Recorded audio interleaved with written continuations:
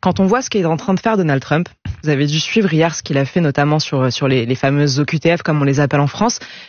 Il essaye de renvoyer des criminels colombiens. À 19h, l'avion arrive en Colombie et la Colombie dit on les refuse parce que ce sont des criminels. À 20h, Trump dit très bien, augmentation de 25% des droits de douane, rétorsion dans tous les sens, mesures économiques de rétorsion, plus de visa pour les Colombiens.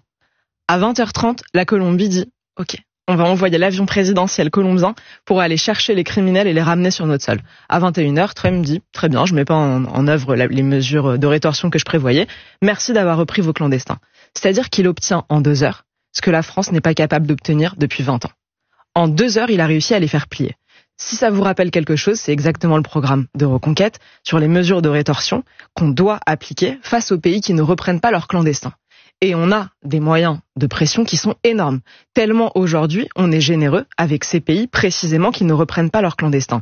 Si on prend la liste des principaux pays qui refusent de collaborer, c'est-à-dire en nous donnant les fameux laissez-passer consulaires pour accepter de reprendre leurs clandestins qui sont chez nous, c'est presque exactement la liste des pays qui bénéficient de notre aide publique au développement, qui obtient le plus de visas légalement par la France, qui envoie ses dirigeants se faire soigner en France. Et quand vous m'entendez dire ça, vous voyez déjà toutes les mesures de rétorsion qu'on pourrait prendre.